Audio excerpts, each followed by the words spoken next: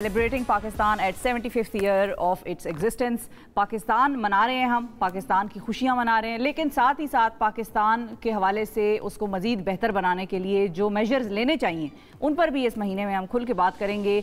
Youth Pakistan का एक अब ऐसा तबका है कि आगे यूथ ही यूथ है।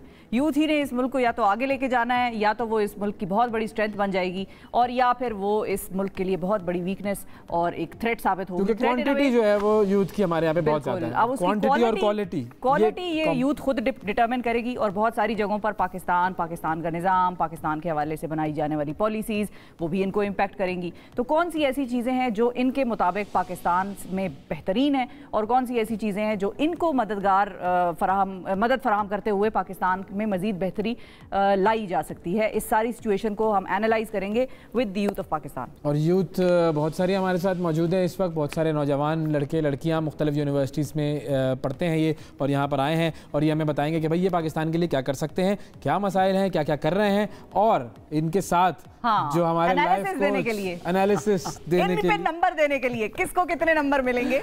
उमर जालियावाला हमारे साथ मौजूद हैं। अस्सलाम वालेकुम उमर, कैसे हैं आप? Very well, thank you. बहुत अच्छा लग रहा है आपके सेटअप में। आप यंगस्टर्स से तो वैसे भी इंटरेक्ट करते रहते हैं। जनरली आपको क्या नजर आता है? अगर मैं थोड़ा सा आपसे पूछूं। बहुत नौजवान, आई थिंक लवली एज में आप लोग, और जो चेंज होता है चाहे वो बिजनेस के हवाले से होता है, सियासत के एतबार से होता है माशरों में, तो नौजवान उसकी फ्यूलिंग फोर्स होते हैं। तो very right topic and good that we discuss. मतलब जो चेंज कर सकते हैं नौजवान ही कर सकते हैं। हम तो अपनी मर्जी से टीवी का जो है ना वो चैनल चेंज नहीं कर सकते भाई। तो आप लोग तो सब कुछ कर सकते हैं यार। तो आपके मुताबिक पाकिस्तान का यूथ कितना इक्विप्ड है आने वाली जनरेशंस, आने वाले वक्त के साथ, दुनिया के साथ कम्पीट करने के लिए? पाकिस्तानी यूथ में बहुत ज़्यादा पोटेंशियल है जनाब, बहुत ज़्यादा पोटेंशियल है। सेकेंडली देखा जाए, हम रीजंस पर आएंगे, चेंज क्यों नहीं आ रहा? काफ़ी अर्से से देख रहे हैं जनाब, रीजंस क्या बन रही हैं, चेंज कंट्री में क्यों नहीं आ रहा?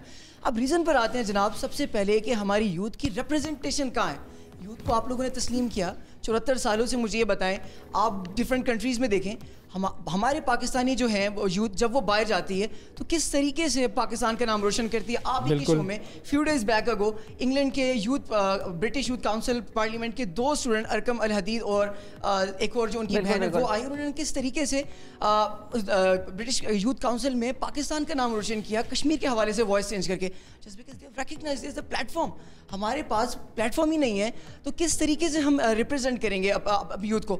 तो सबसे पहले अब मेजर्स क्या लेने चाहिए ना, कमिंग टुवर्ड्स की यूथ मेजर्स पे आते हैं। पहले आप इश्यूज बता दें कि आपको क्या लगता है कहां पर लैकिंग है, फिर उस पर बात करते हैं। सही है, आपका हो गया प्लेटफॉर्म। अगला कौन बोलना चाह रहा है जो बताएगा कि कौन सी चीज है जिसकी वजह से तब्दीली नहीं आ सकती? और अगर आप लोग कुछ कर रहे हैं तो वो भी बताइएगा। अस्सलाम वालेकुम, my name is Soma Aarzoo and I am here on behalf cross adder foundation.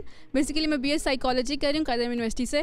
तो बेशक मुझे लगता है कि इक्विपमेंट नहीं है या हम लोग इक्विप नहीं है, लेकिन I guess change starts with in yourself. जब तक हम ही खुद चेंज नहीं करना चाहेंगे तब तक चेंज नहीं आएगा।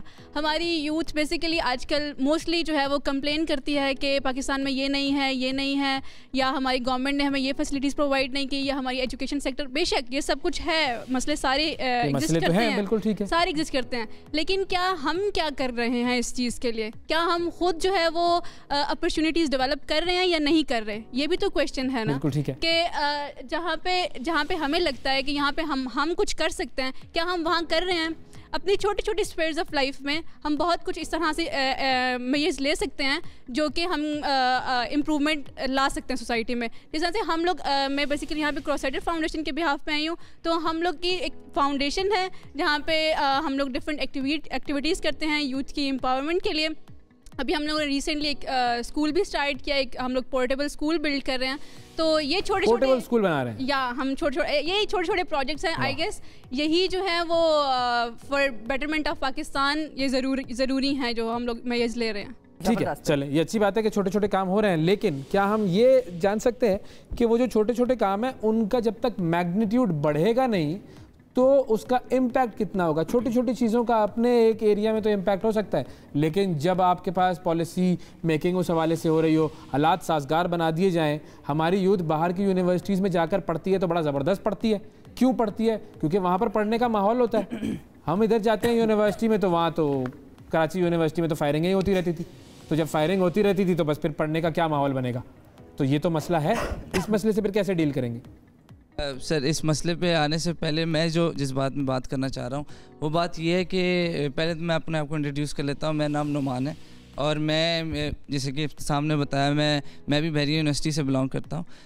एक इशू जिस पे हम बात कर रहे हैं कि जी यूथ को हम आगे लेके चल रहे हैं, लेकिन यूथ के ऊपर एक बहुत बड़ा बैरियर भी रखा गया। अब देखा जाए कि वो क्या है? एक बड़ा बुजुर्ग बैठा होता है तो वो यही बात करता है कि यार ये कौन होता है, अभी ये छोटा है, ये उम्र में नहीं है, ये यूथ है, ये क्या बताएगी कि अगला फैसला क्या करना है। हमें वो पावर दी ही नहीं गई कि हर जगह बोला जा रहा है कि यूथ को पावर दी गई है, यूथ को पावर, लेकिन उस तरह पावर नहीं दी गई। बस कागजी किताबों में लिखा गया है कि यूथ को पावर मिली है, लेकिन यूथ को अभी तक पावर कौन सी पावर मिली। आपको चाहिए? देखिए अब आप देखें डिसीजन मेकिंग एक बहुत बड़ी पावर है, ठीक है? चलो डिसीजन मेकिंग चाहिए, ओके, ये बहुत बड़ी पावर है। मिसाल के तौर पे, अब एग्जांपल मिसाल के तौर पे देखें, अब कोई फैसला होता है, कोई बड़ी नॉर्मली घर से ही फैसला आप उठा लें, ठीक है? घर में कोई बात बड़ी क्या फैसला कर रहे हो तुम्हारे घर वालों ने? आपके अब्बू ने गाड़ी कोई खरीदी होगी, ली होगी कभी, ठीक है? उस गाड़ी का रंग मॉडल शॉडल आपसे मशवरा किया उन्होंने? नहीं, अगर मैं ऐसी बात कर रहा हूँ, बड़ों में ना डालें, आप बताएं मुझे, आप मुझे सिर्फ एक सेकंड जवाब तो दे दें भाई, जवाब तो दे दें। घर में कोई गाड़ी खरीदी है कभी? अब्बू ने आपसे पूछा, कुछ बताया, भाई ये ले रहा हूँ, काले रंग की लूं, सफेद लूं, कुछ आपने बताया उनको? देखिए सिचुएशन बहुत मैटर करती है। हाँ ना नहीं मैटर करते हैं, हाँ ना, देखिए हाँ ना आपने नहीं डिपेंड करता है हाँ ना कहाँ करनी चाहिए। अरे तो इसी सवाल का पूछ रही हूँ, हाँ या ना। मैंने आपको बताया कि सिचुएशन कैसे, दफ्तर कैसे, पैदल आए हैं? देखिए गाड़ी पे आए हैं, लेकिन मैं गाड़ी थी दोस्त की गाड़ी पे, अब्बू की गाड़ी पे नहीं आए। दोस्त बड़ा काम आता है, ठीक है? दोस्त बड़े काम आता है। लेकिन जवाब आपने नहीं दिया, दोस्त की थी या दोस्त के अब्बू की थी? हाँ, वेरी इंपॉर्टेंट। मैं ये कहना चाह रहा हूँ सिर्फ कि सिर्फ और सिर्फ हमें, अगर घर में भी आप देख लें, बाहर भी देख लें, सिर्फ और सिर्फ हमें सिर्फ डिसीजन मेकिंग दी जाए तो हम काफ़ी कुछ आगे चेंज कर सकते हैं। सही है। देखें अबू जी, इनके घर के मामला सारे इनसे पूछ के चलाइएगा। हाँ। इन्होंने तो आपको इतना भी एक्नॉलेज नहीं किया कि गाड़ी आपने पूछकर इनसे ली थी कोई। सलाम जो है सलाम मशवरा किया था। आपने लड़ाई करवा दी घर वहाँ पे करवा दी। नहीं, आप कहते थे कि बिल्कुल ली है, तो उधर आप उसको जरा लीवरेज दे देते। मैंने तो कुछ कहा नहीं, मैं तो सिचुएशन। चलिए, तो ये आपको पावर चाहिए। एक तो डिसीजन मेकिंग में जो बुनियादी मुद्दा ये है कि भाई डिसीजन मेकिंग में पावर होनी चाहिए। और कोई इसमें ऐड करना चाहिए, और क्या ऐसी नीड है ताकि फिर हम उमर की तरफ चले जाएं? ठीक है जी, बताएं भाई। अस्सलाम वालेकुम, this is Ehtisham Yusuf ma'am. मैंने अभी रिसेंटली अपनी डिग्री कंप्लीट की मैथ्स कम्युनिकेशन में, और I am a working journalist.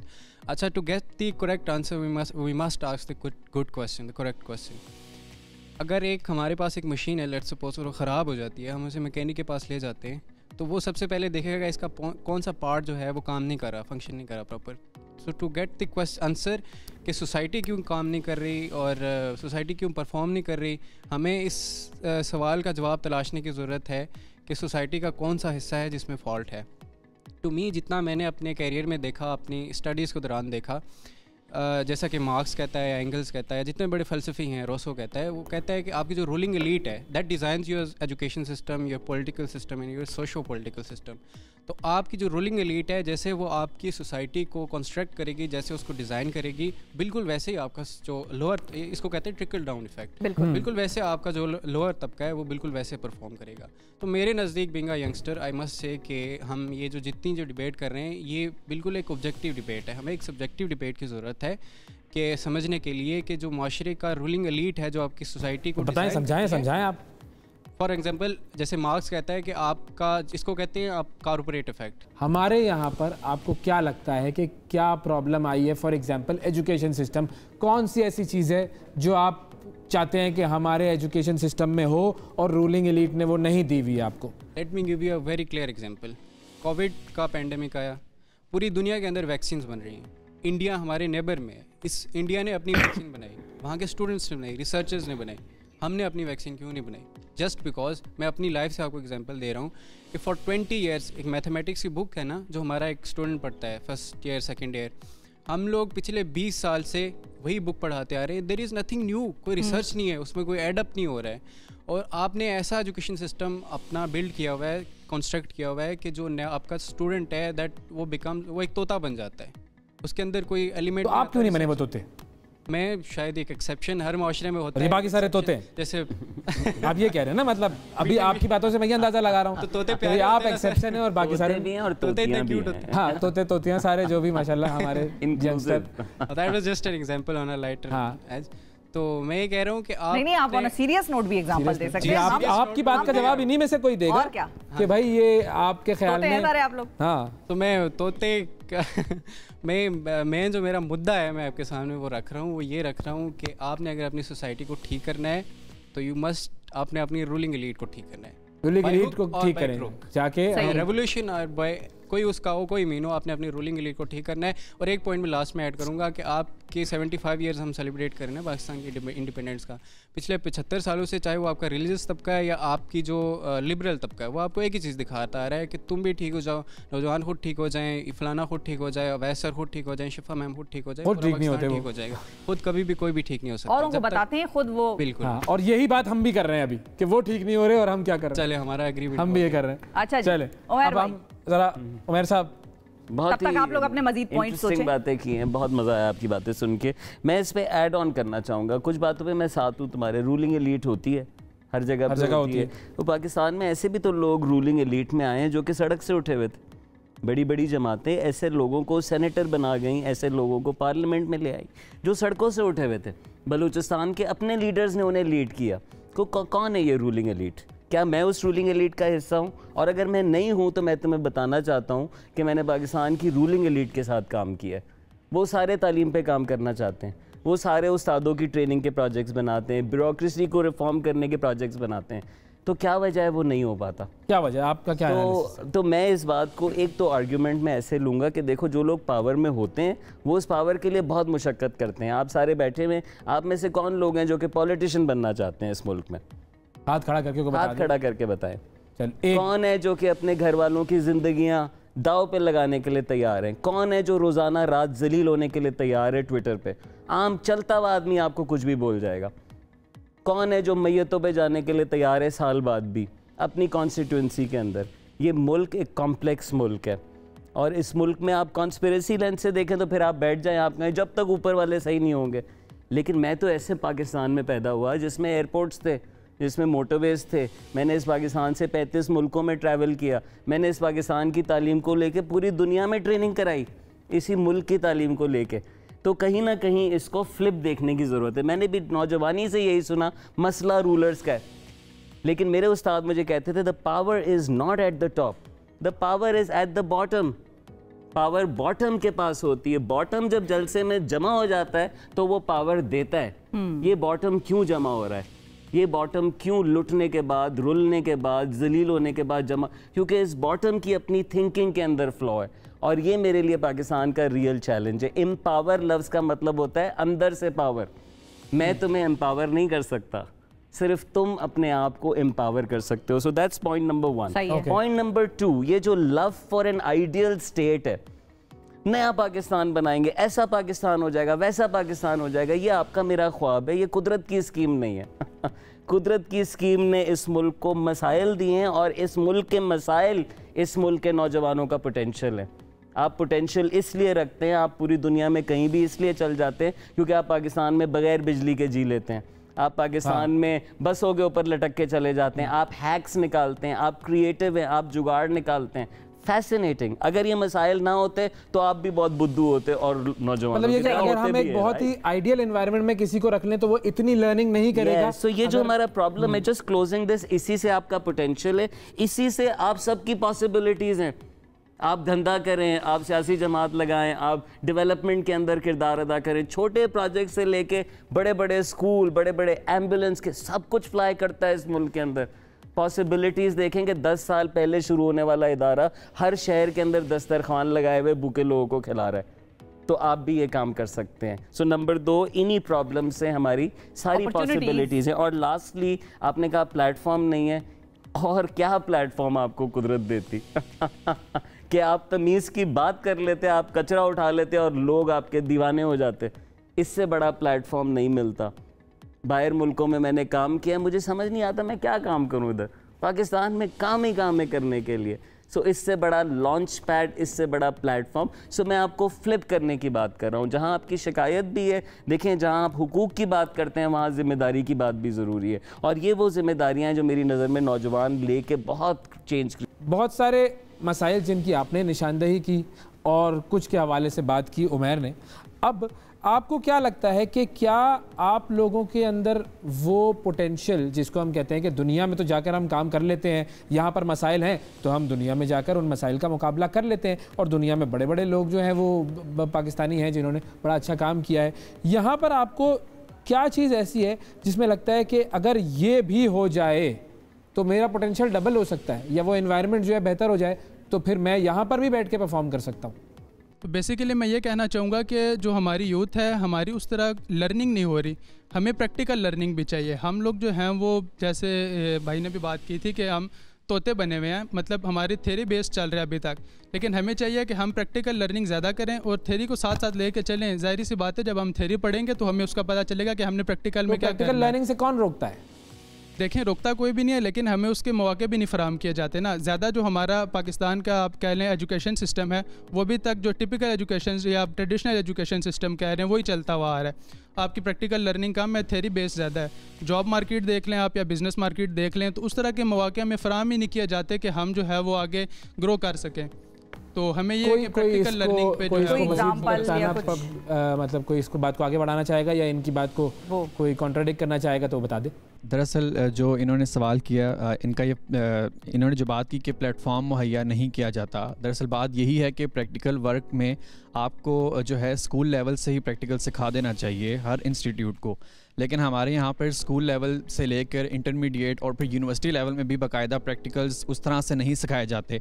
Pakistan की यूनिवर्सिटीज़ में अगर मैं बात करूँ तो अगर आप मूव करें इंडिया में, तो इंडिया में आपको मैट्रिक से लेकर ही बच्चे का माइंड सेट बना दिया जाता है कि अगर उस बच्चे ने बिज़नेस करना है तो उसका उस हवाले से माइंड बना दिया जाता है। उसको बाकायदा ऐसा होता है, वजीफ़े जो हैं वो दिए जाते हैं कि आप जो है हम आपको महीने के 2000 दे रहे हैं तो आप इसमें कोई बिज़नेस स्टार्ट करके हमें बताएं। और काफ़ी ज़्यादा बच्चे ऐसे हैं इंडिया में, एक बहुत सारा स्टूडेंट्स हैं जिन्होंने काम शुरू किया है। तो पाकिस्तान में बाकायदा चीज़ जो ये है कि यहाँ पर बाकायदा प्लेटफॉर्म जो है उस तरह से स्टूडेंट्स को मुहैया नहीं किया जाता। यूनिवर्सिटियाँ हों, कॉलेजेस हों, स्कूल्स हों, ये सिर्फ एक माफिया है जो कि फ़ीसें लेता है और बाकायदा से जो प्रैक्टिकल्स होते हैं वो हमारे यहाँ पे नहीं सिखाए जाते। दूसरी बात में अगर बात की जाए आईटी की, तो इंडिया में आप देख लें आईटी की कितनी बड़ी इंडस्ट्री है इंडिया में।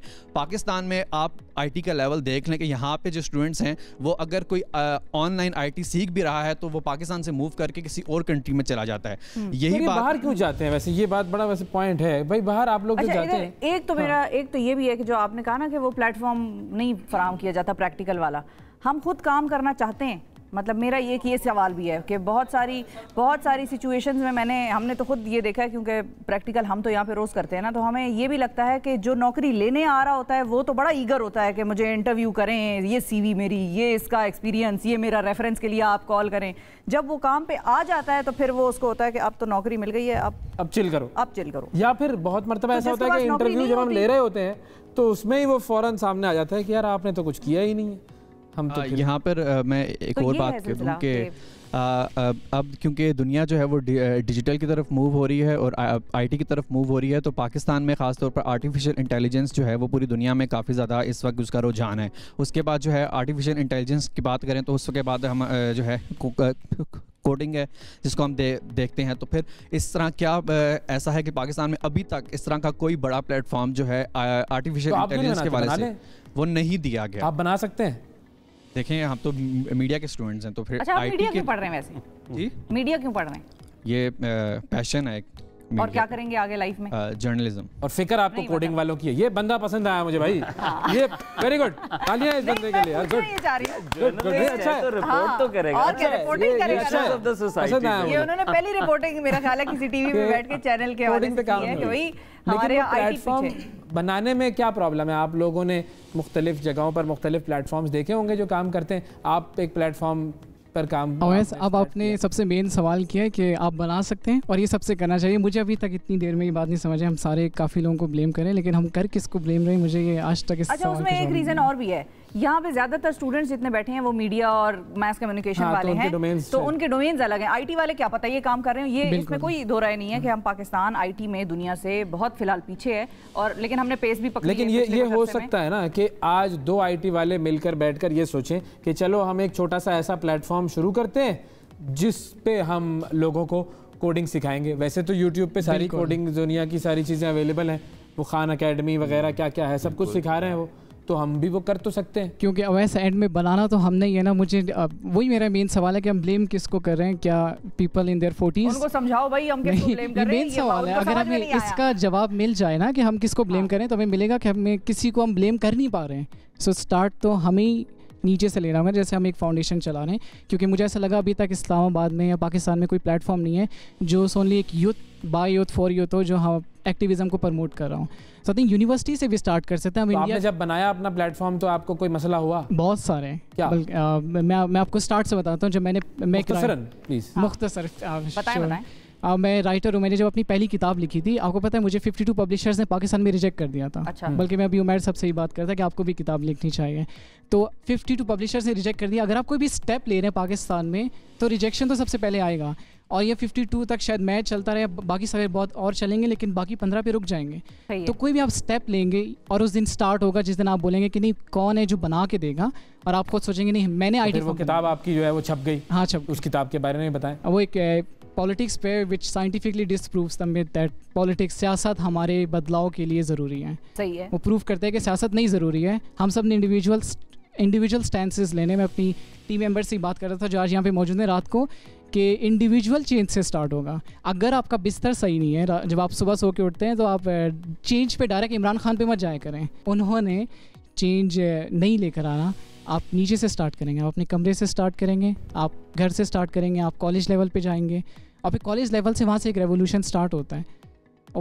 एवोल्यूशन उसको कहें या रेवोल्यूशन कहें, लेकिन स्टार्ट यूथ नहीं करना है, अपने अंदर से पहले तब्दीली। अंदर से। बिल्कुल ठीक। हमारे यहाँ पे क्या ये एटीट्यूड है ना कि जिसमें हम करियर चॉइसेस, जो पहली चॉइस एक नौजवान की होती है, उसमें अपनी मर्जी शामिल कर देते हैं और उसके पोटेंशियल को जज नहीं कर रहे होते। ये हमारे सिस्टम का फ्लॉ तो है। सिस्टम का नहीं, ये मैं तो दुनिया भर में ये शिकायत सुनता हूँ। क्यों आप में से कोई हैं जिनके बच्चे? जी किसी आपके हैं?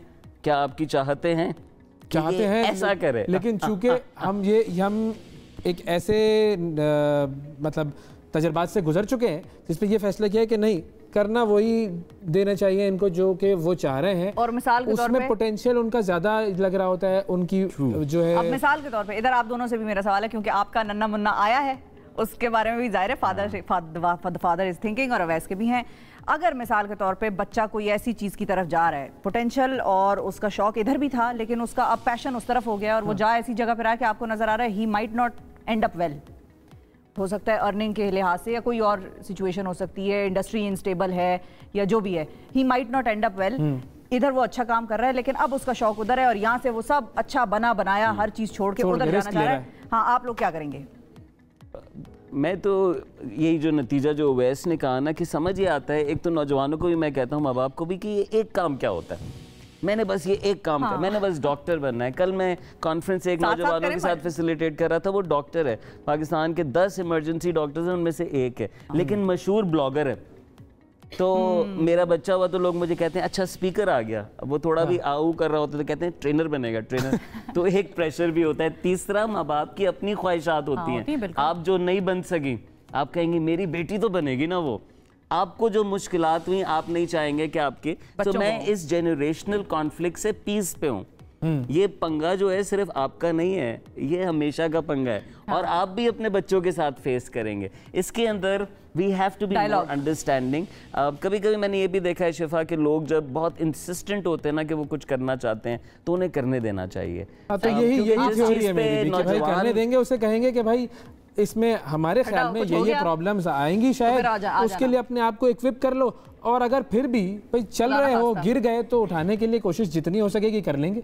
लेकिन एट टाइम्स वो गिरना भी बहुत जरूरी होता है उसी से जिंदगी के सफर में आगे बढ़ने के लिए, सीखने के लिए। और कोई ये पहले बता नहीं सकता। आपने ये भी देखा होगा, माँ बाप सारी टॉप तालीम देते हैं, कहाँ फिर भी बच्चे देखें एंड यू विल सी के सरकारी स्कूल का पढ़ा हुआ कम मौका, रूरल सेटिंग का अंग्रेजी 6ठी जमात में सीखा होगा, दुनिया भर में घूम रहा है। So it's back to what you said, platform आप खुद क्रिएट कर सकते हैं, चॉइसेस आपके पास मौजूद हैं। एक मैं तस्वीर बना रहा था जब ये सारी बात हो रही थी कि इस मुल्क के सारे लोग खड़े हुए हैं और ऊपर देख रहे हैं, सारे नौजवान खड़े हुए हैं और ये ऊपर देख रहे हैं, कोई हमें प्लेटफॉर्म देगा। देखें तो मैं आपको बता, और जब कोई नहीं मिलता तो फिर कहते हैं या अल्लाह कोई नहीं आया। तो उसने आपका मुकदमा लड़ दिया है जब आपको बनाया था, और मुकदमा किस बात पे लड़ा था कि आपको जहन दिया है, आपको सोच दी है, और इतनी खूबसूरत सोच दी है कि आप गंदगी में पले हुए हों और आप सफाई करने वाले बन जाएं, राइट। चैलेंजेस में आपकी पैदाइश हो, आपके इर्द गिर्द मसाइल हो, आपको बुरे लगते हैं ना सियासतदान, घिन आती है ना, कितना मज़ेदार चैलेंज है आपके पास, आप जाएं उनसे मुलाकातें करें। और मैं आपको ये बताना चाहता हूँ कि आपको वो अभी इंसान भी नहीं लग रहे ना, वो भी इंसान है और वो आपसे मोहब्बत करते हैं और वो चाहते हैं कि आप जैसे नौजवान उनके साथ मिलकर काम कर सकें। आप कह रहे हैं ना वो काम नहीं कर रहे, मैं आपको बता रहा हूँ इसलिए काम नहीं कर पा रहे क्योंकि आप उनके साथ नहीं। अच्छा, आप में से अब आप कुछ कहना चाह रहे थे जब हम ब्रेक पे जा रहे थे, बताएं जी क्या कहना चाह रहे हैं? क्या टेंशन है? वेस्ट में अगर हम देखें तो वहाँ पर तो बैचलर्स लेवल से या फिर जूनियर्स लेवल से बड़ी बड़ी मल्टीनेशनल कंपनीज से लोग आते हैं और वहाँ से उनको चूज़ करके लेके जाते हैं। और सिमिलरली वहाँ डिप्लोमेट्स, उसके बाद आपके गवर्नमेंट, आप बोरिस जॉनसन देखें किस तरीके से आम स्टूडेंट्स के साथ डिबेट कर रहे हैं। यहाँ पर we can't even dare to किसी मिनिस्टर से अगर हम बात करें कि जनाब आपने हमारे हल्के में तो वोट लिया था, अब आप ये बताएं कि आप हमें खड़ा कर आप हमारे जो ज़रूरी काम है, तो ही वुड गना यानी कि बड़ा हार्श टाइम हमारे ऊपर ऑफेंड हो जाएगा। बिल्कुल। अब सेकंड एस्पेक्ट के सर ने कहा कि आप में से कोई अगर पॉलिटिशियन बनना चाहेगा, कोई चाहेगा, तो ये वो जहनी गुलामी हमारे अंदर है, हमारी माइंड के अंदर, कि हम ब्रॉडर नहीं सोचते।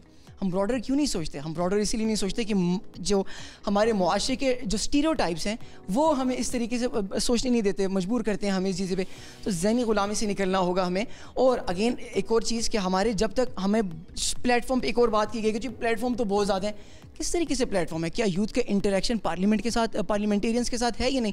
जो पॉलिसी मेकर्स हैं, जो पॉलिसी साज मेकर्स हैं, आप देखें किस तरीके से वेस्ट के अंदर आपका यूनाइटेड नेशन, आपका वर्ल्ड बैंक, आपका यूनेस्को, डिफरेंट आपके जितने बड़े बड़े दुनिया के इदारे, IMF जैसे, वहाँ वो स्टूडेंट्स को किस तरीके से बुलाते हैं। डिसएग्री करता हूं। हाँ, एक बात मैं आपको बताऊं, अगर वो स्पॉट कर लेते हैं ना, ब्रिलियंट माइंड, पाकिस्तानी हो, इंडियन हो, चाइनीज हो, जापानीज हो, अगर वेस्ट ने आपका ब्रिलियंट माइंड स्पॉट कर दिया तो वो आपको खुद अपॉर्चुनिटी के लिए आ जाएगा, आपको रहने नहीं देगा वो। अगर हमारे यहाँ हमारे पाकिस्तान की सारी companies, top multinational local companies campuses जाती हैं, ना सिर्फ कैंपसेस जाती है बल्कि अब तो आउटरीच प्रोग्राम करती हैं, लम्स IBA, यानी गांव देहात के बच्चों को ला सकें।